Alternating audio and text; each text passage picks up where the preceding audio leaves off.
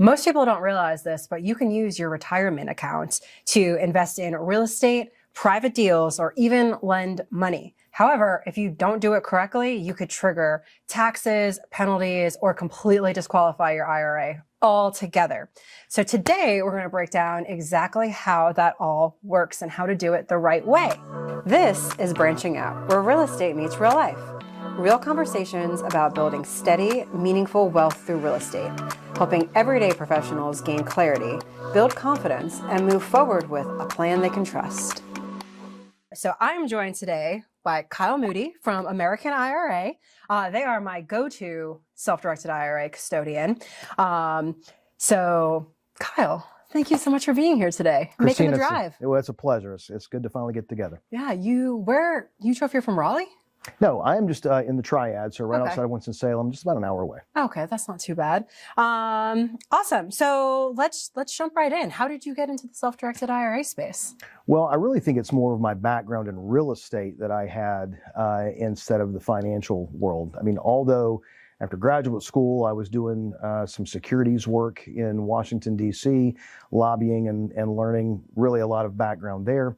When I got down to North Carolina, one of the things that I did was got my real estate license, practiced real estate for a few years, and then got into property management, which it was through the property management that I was able to see that you start looking at this and you say, well, who is actually owning this property? It wasn't a person, it was an entity, and they were IRAs. And what was even more interesting is that the company where these clients had their IRAs was right around the corner from my real estate office. So one thing led to another. I met my CEO, and after a couple years of recruiting, I finally came over to American IRA. Okay, that's awesome. So how long were you a real estate agent for? You said a couple of years? I had my license, well, I've always kept my license active, but I practiced for about 10 years before I came over to American IRA. Okay, that's awesome. So was there a moment that you realized that like people need to know about self-directed IRAs? Is there like a defining moment that you had? Well, I think one of the things is, even for our own staff, is that no one comes in the door really understanding what a true self-directed IRA is. And when you finally get to the point that you understand it, either in my role or a client's role, you think, how in the world do people not know about this? And there's good answers for that, but it is definitely a tool that if someone wants to broaden their investment horizon, find monies in places that they didn't think that they could use to invest in real estate, this is definitely the way to go. All right, so give us a little bit of background on American IRA. Just as a company. Yeah, so American IRA started as a different company back in 2004, and in 2011, our CEO, Jim Hitt, really took a deep dive and said, you know, I can really put a better spin on this, keep my prices even lower. And so that is when we became American IRA. In 2018 is when we launched our custodian side of it, which is New Vision Trust Company. So when you really think about it, anyone who is investing with a self-directed retirement company, there's a TPA, a third-party administration side of the business, and then there's a custodial side. So American IRA is the TPA, and New Vision Trust Company is the custodian. Okay, so that's how it works. And then what's your role at the company? I am the business development manager. Yeah, you are everywhere. Try to be. I see you everywhere. Yeah, I'm trying to clone myself, but that hasn't happened yet. That's a tough one. I'm trying to do that too. So when most people think of IRA, they think of, you know, stocks, mutual funds, ETFs, things like that. So what do most people think an IRA is, and what are they missing? That's a good question. I think a lot of people think when it comes to retirement accounts that maybe they don't qualify for one, and you don't know what you don't know. I think sometimes people, I definitely know people like this, they're scared to even look at their own bank account. They're scared to stop by the bank and ask questions. You'd almost think it was like going to the doctor. They don't want to know what's really out there. So I think some people might think that I'm too young to even worry about this, or maybe I'm too old to even start something if I haven't. And neither one of those is true. Yeah. So I think it's, you know, it's not a savings account, it's not a checking account, it's a true retirement account. And this one just happens to be that instead of the stocks, bonds, and mutual funds that you were talking about, you're actually buying real estate, doing private loans and things like that. Why do you think more people don't know about this? That's a good question also. I think a lot of it is maybe who they're asking. All too often, whether it's calls, whether it's interviews that I do, people say, well, yeah, this is amazing. I can really do this. Well, yeah, you can. Well, how come my financial advisor didn't tell me about it? Well, because they're not making money from it. Well, if they learn that you're going to have to take a portion of the portfolio that they are managing, and you're taking it elsewhere to invest in this asset, to your point, that's going to be money that they're not making off that portion of the portfolio. Unless they're smart and they can offer it.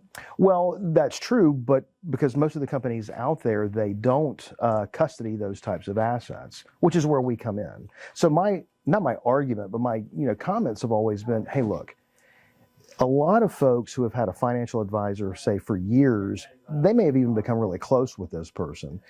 And so my take is, would you not rather tell your client where they can really go to invest? Because they're going to make this real estate investment, whether you tell them where to go or not. Okay, that is something where they've learned they can diversify their portfolio, and this is what they're going to do.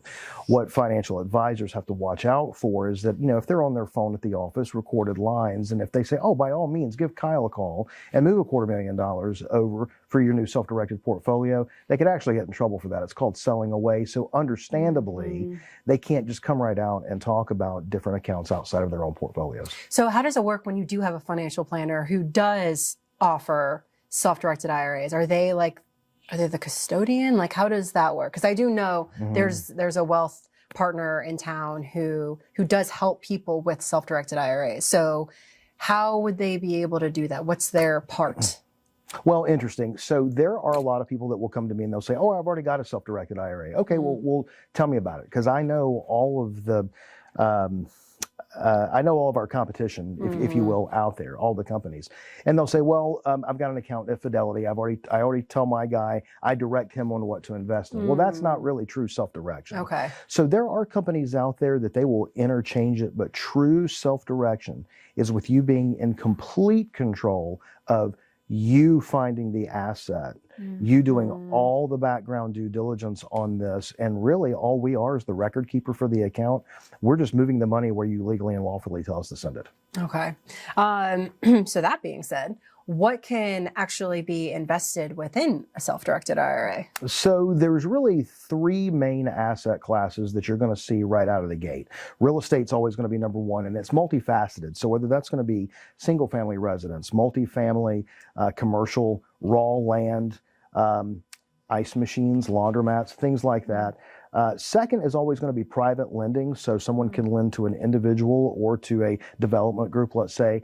And then third, which is actually a really tight third to the second place, is private equities. Somebody who's able to invest into capital raises into a company that is going to be pulling a lot of LPs together, and they're going to go out and buy an apartment building in East Tennessee. So just think of somebody using their self-directed IRA as a portion into this overall LLC that's going to make larger purchases. And as those dividends come back, they don't go to the individual, they come back into their retirement account. Okay.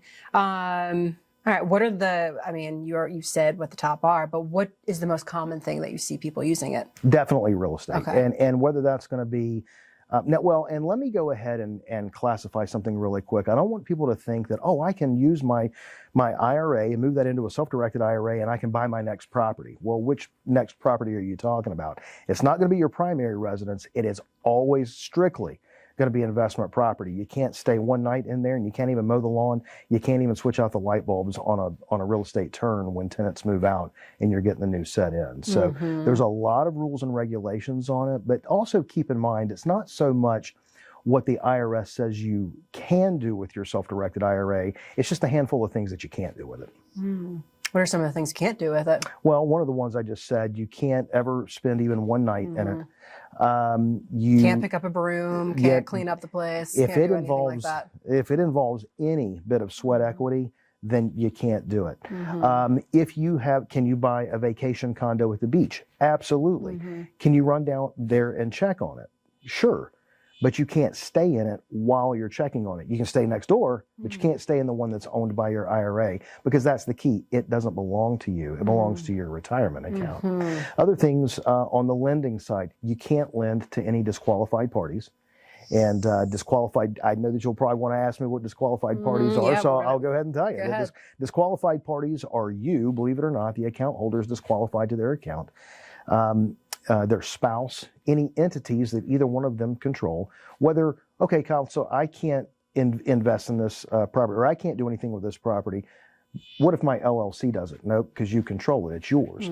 Anyone in their upline to infinity, and anyone in their downline and their spouses as well. Okay. So, all right. So say I have a self-directed IRA and I have $200,000 in that account, but I want to buy a house that's $300,000. Right.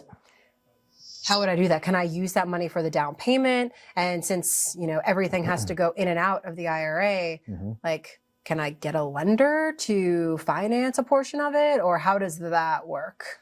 So the way that you're going to be able to do this is one way, and well, there's multiple ways that you can fund the deal, first of all, okay? We'll start with your question of, can I get a lender? The answer is yes, but there's only one type of loan that you can get, and that's what's called a non-recourse loan, okay? So do you know what non-recourse is? I knew that was going to be your answer. I was kind of playing dumb. Right, so non-recourse loans basically state that you are not the guarantor of the loan. The account holder is not going to sign off on anything. They can't, because remember, it's not based off of their credit. It's not based off of anything on them personally. It's all based off of the retirement account. So with that being said, the lender and all parties agree that the only remedy that a lender has in the case of a default is to take back the property itself only. They can't come after the remainder of the person's retirement account or them personally to make themselves whole. Okay, so that's one way that you can do that. I'm going to go ahead and throw this in there because a lot of other companies won't tell you about this, and I'll explain it to somebody on a sales call if this is the route they're going. It's very important for someone to know that if they're going to use a non-recourse loan on the property acquisition, they need to know what UDFI is, unrelated debt to finance income tax. And their IRA could be subject to that, not on the amount of the loan coming in that is going to be used to acquire the property on the onset, but whatever that ratio is of the percentage of the down payment and then the loan amount coming in, the profit on the back end, that same ratio percentage of profit is what could be taxed. So for example, if it's $100,000 property, you do $40,000 down out of your retirement account and you've got $60,000 note out there, okay? Let's just say the property, nets 10 grand at the end of the year. Now I know that those are low numbers, obviously, but for illustration purposes, it works out. What that simply means is not the full 10,000 and not the 4,000, but the $6,000 could be subject to the UDFI taxation. Now, obviously, I give the information on that for this and other information, and then how all the other numbers work out. Somebody's going to want to talk to their tax professional about that. So it could be. It's not a guaranteed thing. I never work in definitives when it comes to that. I always tell folks it's going to be subject to, but more times than not, they better go ahead and get ready for it. Okay. All right. So besides real estate, what are some other interesting things or unique things that people invest in? I mean, you said private money lending, but what else? What else is in there? So, the private equities can be all different types of different companies out there that someone can invest in. And then whatever those companies are investing in could get very interesting. The one thing you do have to watch out for, though, is if it's a company that's going to be investing in, certain assets that we wouldn't have held directly ourselves. Right now, one of the things that I get is, because it's a lot of places, but anything that's hemp based, something like that, it's legal. You can absolutely buy that in a lot of different places. There's stores and shops everywhere. Fields for growing and everything else. But right now, since it's not federally recognized, then you're not going to be able to do that with your self-directed IRA. So where we can't really always drill down into, once you make the investment into the private equity, for example, if there's something that has a glaring red flag, it might have to be looked at through compliance. Most things are going to go through compliance. and they're signed off on rather quickly. But that would be one of those. Other things that are out there, precious metals. I was going to ask Yep, about you that, can yeah. absolutely invest in precious metals, and we have people doing it daily, especially with what gold is doing right now, how it's skyrocketing. A lot of people who got in on that a few years ago with their self-directed IRA, they're sleeping well at night. Okay, and remembering that a lot of folks have diversified out of their stock market portfolio, so if they still have funds in their stocks or bonds or whatever, and that's doing well, hey, wonderful. And you got two things that are going great for you. If the stock market takes a little bit of a dip, but your tenants are still paying the rent, well, then you've balanced that out. So it is a good balance on that. Other things that you can invest in, believe it or not, with the raw land would be livestock. Some folks might invest in property that has timber on it. And so they can actually timber that property, say with state or federal timber agencies. And all of that money that they make back in is a profit that can come directly back into the retirement account. That's just a couple. That's an example of how creative you can get with it. What about like art? Art and collectibles, antiques are things you cannot invest in. So like I said, when there's a handful of things that the IRS says that you can't do, that would be an example of it. What about livestock? You can, believe it or not, you can get livestock. Now, you're going to have an added layer if you invest in livestock. There's a couple of things that you can absolutely do with your self-directed IRA, but the custodian side is not going to hold it directly.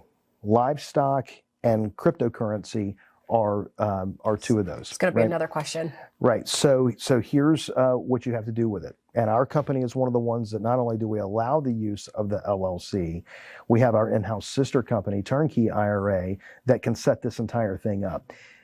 Most folks that are going to be listening to this podcast are going to understand it as the checkbook IRA. I say that's the street slang of what it actually is, but what it is, it's the IRA-owned LLC. So you would still open up your IRA the same way. You would fund your IRA the same way. Then instead of investing in the livestock or the crypto or whatever else, in this case, you're creating the LLC, which has to be done after the account is opened, because the single member to that LLC is the retirement account itself. Then the transaction that takes place is when you direct us to move the money in to that LLC. Then as the LLC manager, you can go out and invest in the livestock and the crypto at will. Okay. All right. So now let's talked about all the benefits and all the things that we can invest in. Let's talk about some of the landmines. What are some of the rules? If you're not following it correctly, what could happen? What are some of the penalties? Yeah, so the first thing to understand is, now there can be a lot of nuances to it, right? But the first thing to understand is when someone's talking to me on the phone and they're saying, well, what if I just did this? Or who's going to really know? Well, my answer is always, well, first of all, you're going to know.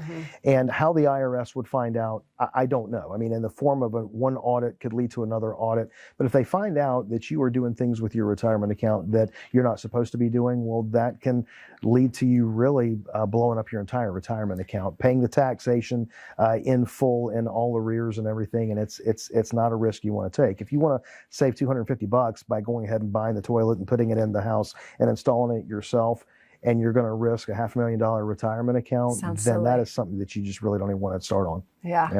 Yeah, for sure. What's the biggest mistake that most people make with self-directed IRAs? Biggest mistake that people make with their self-directed IRA, I would say, number one, it would depend on the asset. If it's a real estate asset that they have, doing any of the work themselves, putting any of the sweat equity in, that is just, you know what, pretend that everything has to remain arm's length as it is anyway. I don't want to say don't get caught doing any of the work, just don't do it at all.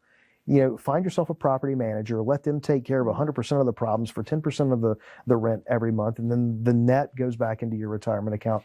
Let somebody else take care of it. A great example of this is, we've got a client on the eastern part of the state.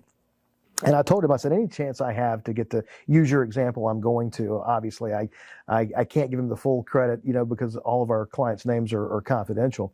But he actually has a rental property through his IRA 2 or 3 houses down from his primary residence. And I'm like, well, how does that work? Because it would drive me crazy pulling in at night, and seeing, long grass or a burnout light or whatever, something that you could fix, rather quickly. You want to do it yourself. And he said, you know what, Kyle, he's like, I worked really hard for that money that went into that retirement account to buy those properties.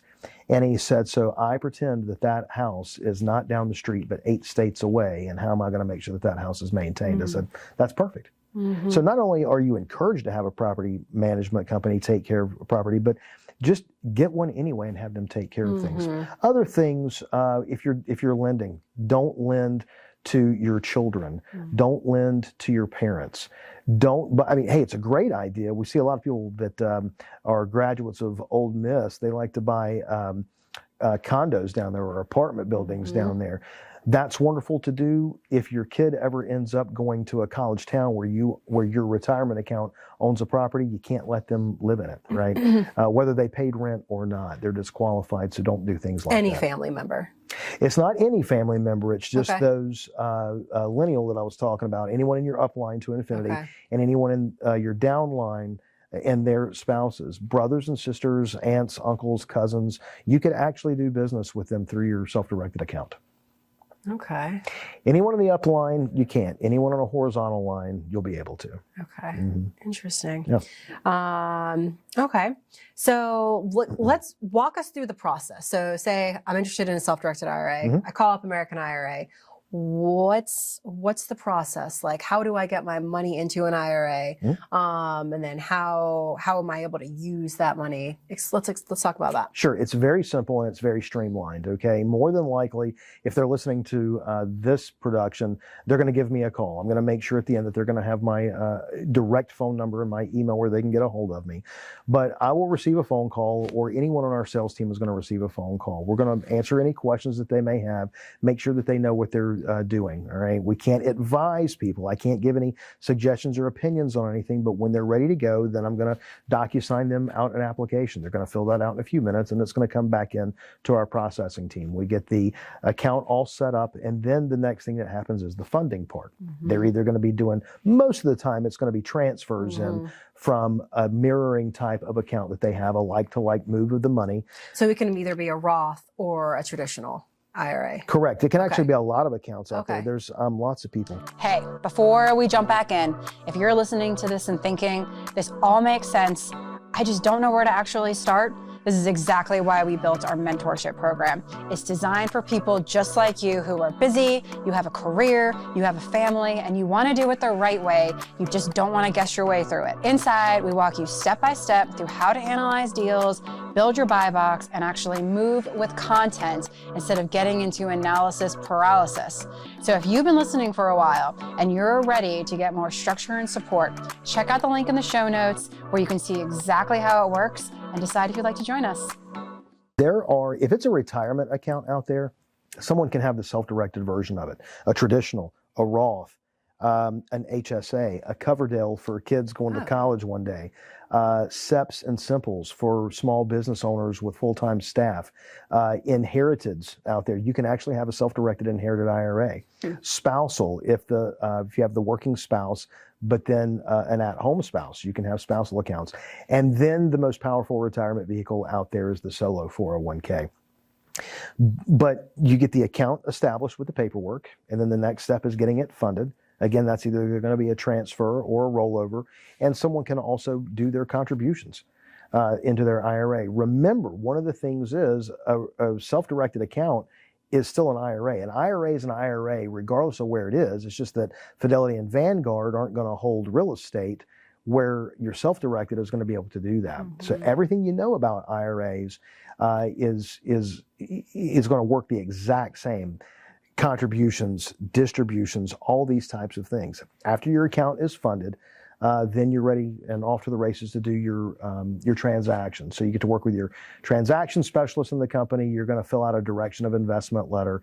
And after all of that paperwork is completed and correct, then we're moving the money for you to be able to the attorney's office for closing that day on the real estate or for the secured note. Okay, that sounds pretty easy. So, all right, when it comes to real estate, what is the best type of real estate to purchase in a self-directed IRA? Is it like a long-term rental, a short-term rental, a flip, new construction? Like what what is the best way? And then what are some ways that you're like, probably shouldn't use a self-directed IRA for that? Well, I really think it's up to the person themselves. What do they have a knowledge of coming in? I do think, you will hear sometimes that self-directed IRAs aren't for everyone. Okay. And I mean, that's okay.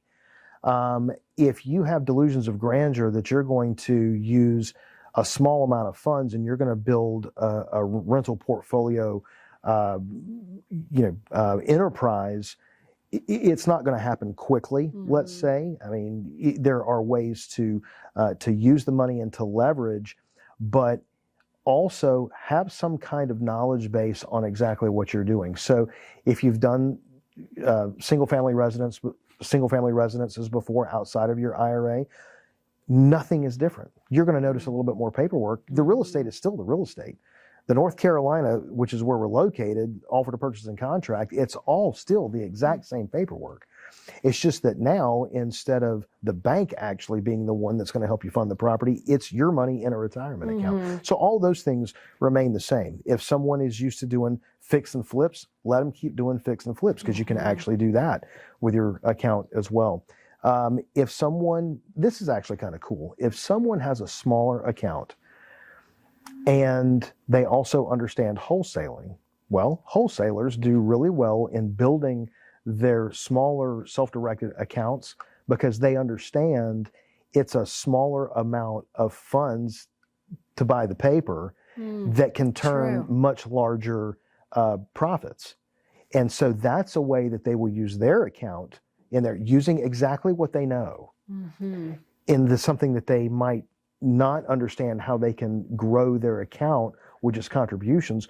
Well, they're using that exact same knowledge that they have on wholesale deals, that if they turn 3 of those in a year, you can grow your self-directed account exponentially even that first year. That's true. I never really thought about that. When you see people buy long-term rentals or short-term rentals in a self-directed IRA, are you typically seeing them buying the property in full with their funds in the self-directed IRA? Or are you seeing most people getting that non-recourse loan, which I'm sure you have partners who do that, because I feel like a lot of banks don't do non-recourse loans.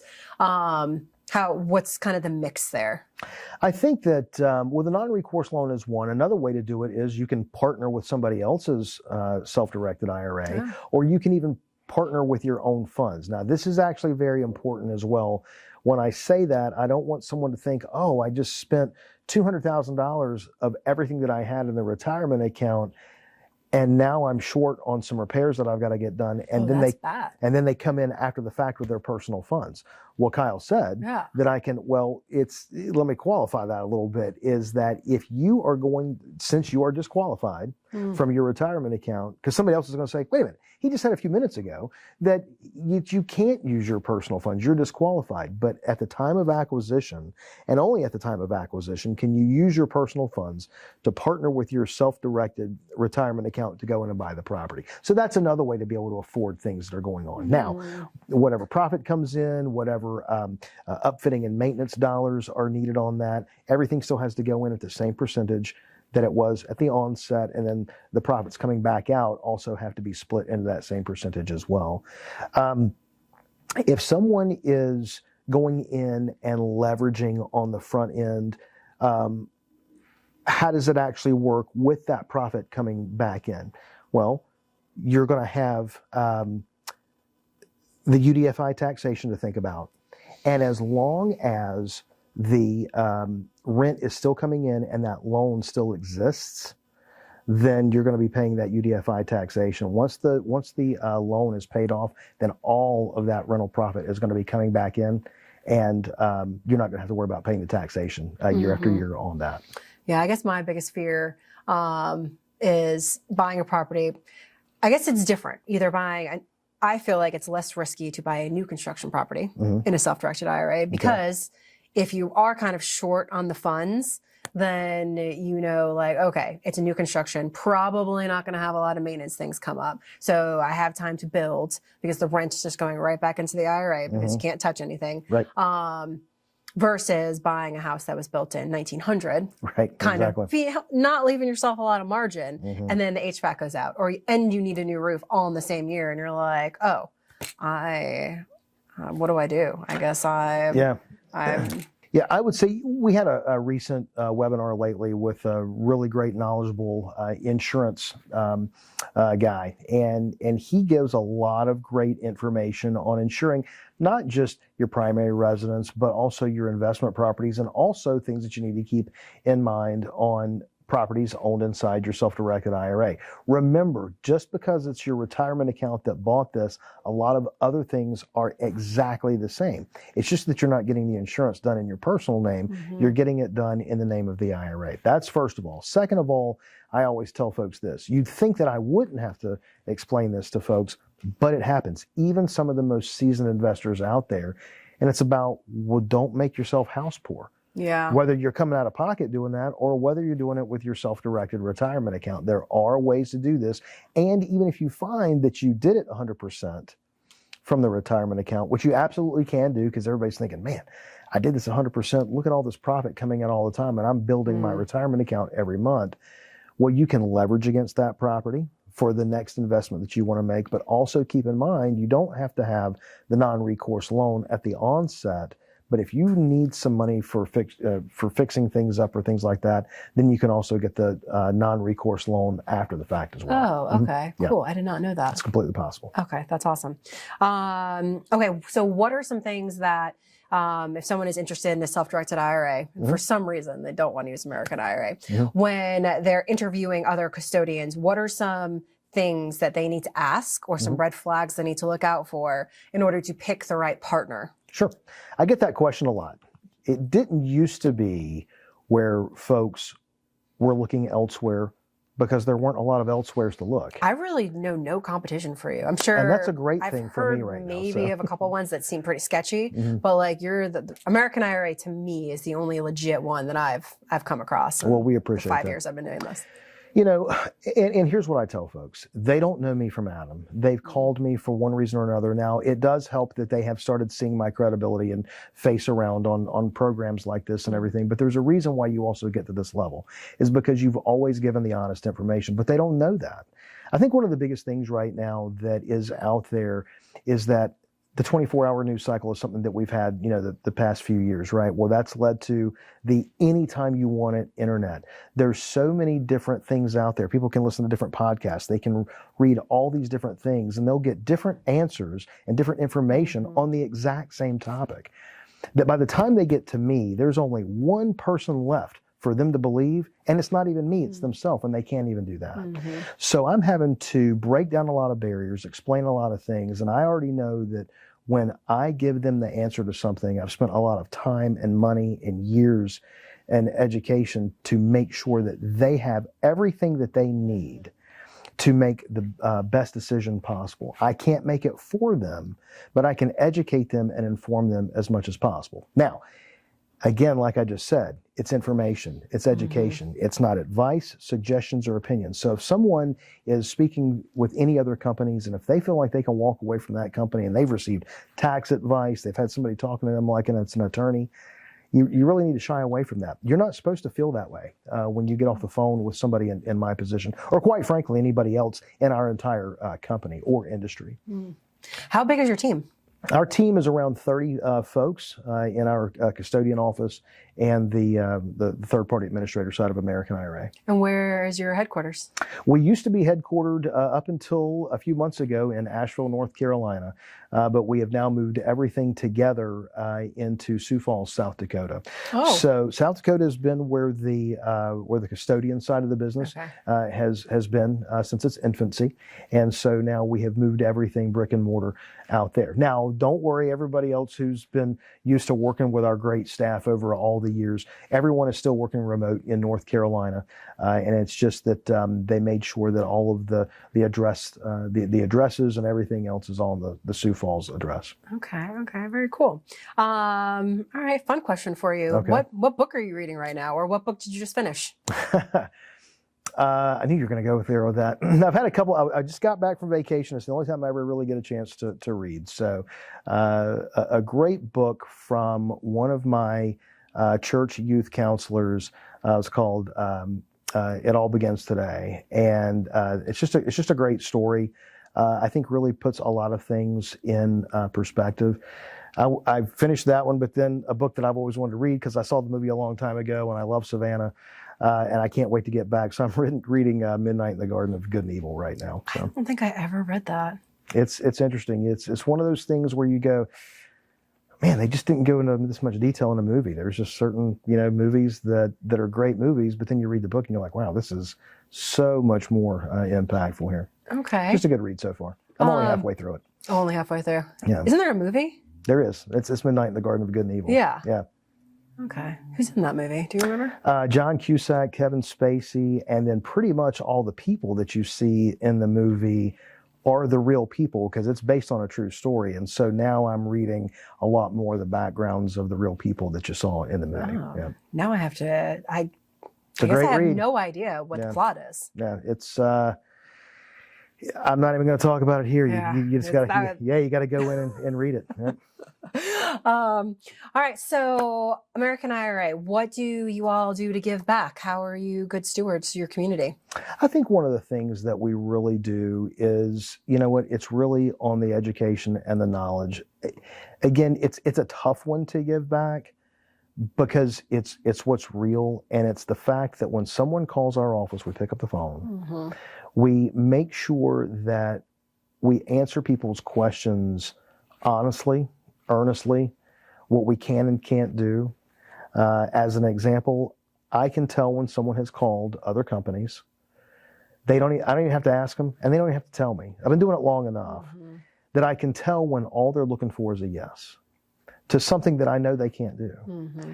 I can tell when they've talked to other companies and I'll hear, well, they said that they can get my account open and I can invest with this in just a few days. Well, that's impossible considering that the IRS itself has a 7-day right of rescission period. You can't even make your investment until the 8th day. And that's going to be a moot point because the transfer, we're not even going to have your money here for 2 or 3 weeks. And so I'm not going to falsify that just to get the business. I'm not going to do that. I'm not going to tell somebody something that I can't capitalize on to get their business. So I think that's one thing about us is that we have made sure that we are 110% lock on the information and the answers before we ever give them. And I think right now that's the best thing that we can give to our current clients and our potential clients is because, like I said, they can't even trust themselves anymore. So we have to do our absolute best to make sure that they're going to be at their best when they open their account with us. Yeah, American IRA is a very stand-up company. I will definitely say that. All right, now another fun segment. So this is our handy-dandy little timer. Holy cow. 5-minute timer here. All right. We're going to do our 5-minute fast fire. Don't be intimidated. It sounds scarier than it actually is. We're already past that. I'm going to ask you 5 questions. Okay. And then you just have to answer them in less than a minute. So just short answers. It's fun. So have fun with it. Okay. All right. We'll start the timer. Is it going? Nope. All righty. So first question. What is the biggest mistake beginners make? There could be a couple of them. I think not getting started. I think they might think that they're too young to even worry about retirement. They might think that they're too old to get started with a self-directed IRA, but then obviously thinking I can get by with this, and next thing you know, they've made a prohibited transaction. Yes. What's one rule you wish that everyone knew? Go ahead and get your account open now before you even go out and look for the real estate. Don't sign any. It's not that don't sign any documents until you talk to us. It's if you know that you want to put this piece of real estate inside of your retirement account, get the retirement account open first, because it can be a nightmare to back all of that property and all of that paperwork back out of the deal. You're going to have to cancel the entire contract in its entirety. So if you know that this is what you're going to do, start your account first. Yeah, that makes sense. What is the craziest asset you've ever seen in an IRA? Self-directed IRA? Even though they had to use the IRA-owned LLC to do it, definitely pigs. Oh, interesting. Yeah, you can have the livestock, but somebody specifically wanted to be able to buy some of the livestock on this property. So that is definitely something you can do. And there's only been one time that I've had a lady that called me up. I always say, well, you can buy the pigs. never thinking that I would ever actually get the phone call. And in 9 years, I've actually had one phone call, and the lady specifically wanted to buy the pigs. So I'm going to go with pigs. Very interesting. Yeah. What is your favorite professional / real estate / business book of all time?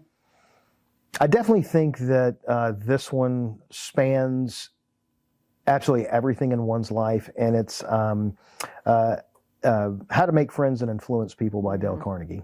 I actually keep that with me all the time, really close by. Yeah, that is a good one. And it's always one to go back to and refer from. I feel like we have that on our bookshelf. If I had it handy, I'd pull it out and show everybody. It's red and white. You can't miss it. Oh, it's here somewhere for sure. Well, okay. I think we're on question 5. What's one piece of advice for someone who wants to start right now? What should they do? Pick up the phone and give me a call. Have your questions lined up. Educate yourself. If you don't know, if you already know the asset class, that's the smart thing. Find out what's your niche. What do you want to invest in? You could blow a lot of money thinking that you wanted to do 4 or 5 different things. So get settled on 1 or 2 of those, and then just go ahead and get started. Because the next thing you know, it's going to be 5 years later, and you're still going to be around, Lord willing. And I always hear people say, I should have called you 4 or 5 years ago. So go ahead and give me a call and go ahead and get started. Yeah. So basically, I think what Kyle is saying is you should reach out to us at Branch Wealth Partners. We help consult you through how you would like to invest in real estate. And then you call Kyle, set up your account, and then you go find your properties. It sounds like a perfect partnership here between the 3 of us. It really is. Everything that, and I don't say everything because I don't know all facets of Branch, of course, but I'll tell you this. Everything that I've heard so far of how you're able to help folks, you can absolutely streamline every bit of this with a self-directed retirement account. Yep. And we'd love to be the company that does it. All right. Well, where can people find you? They can reach me directly, and I'm going to now pay attention. This is actually going to be my direct phone number. My direct line is 828-412-8123. And then my email address is Kyle, Kyle, at AmericanIRA.com. But, don't just stop there. You can go to our website at AmericanIRA.com. You're going to see any of the information that we've talked about today and much, much more over the past 22 years is jam-packed of information in there. All of our blog spots and everything. If YouTube is your thing, you can always go to YouTube and find American IRA on there and see all of our webinars and podcasts that are out there. There's a topic for everyone. And then, hey, if you cruise Facebook, find us on Facebook and like us there. And you'll always be in the know of things that are coming up. We're not going to spam people, but we'll end up in your email box of the things that are coming up, and it's all timely. What do you need to know that's going on in the self-directed world right now? Yeah, for sure. I would highly recommend getting on their newsletter. I was actually on one of their podcasts. Greg was on one of their webinars. They do awesome webinars. Yep. I think almost weekly, right? You guys are always doing those webinars. We are live every Wednesday at noon. Yep. It is great. You are always pumping out information. Kyle, this has been incredibly helpful. Is there anything that we did not talk about that you want to leave our listeners with before we sign off? I just think the thing is that anything that you want to accomplish with your knowledge of real estate, your knowledge of money, but always realizing that maybe you don't have what you may already have. And what I mean by that is there's a lot of people that forget that they worked at 2 or 3 companies before the one that there are now, and they have old 401ks that are out there, right? And that is money that you can use to streamline a process to do everything that we've talked about today. For sure. Yep. Well, it has been so nice having you here. Pleasure is all mine. Thank you so much for making the trip. Absolutely. And, as I just said, this is what we do. You all know, you've been tuning in for the last, 25, 26 talks that we have done. So reach out to us. We can help guide you to where you want to be. We can connect you with awesome people like Kyle. You know where to find us. Go to our website, branchwealthpartners.com. You can reach out to me, or you can fill out an About Us form. And if you haven't already, go ahead and follow us, subscribe, like, share this with a friend, and we will see you next time. See you later. Thanks again. Of course.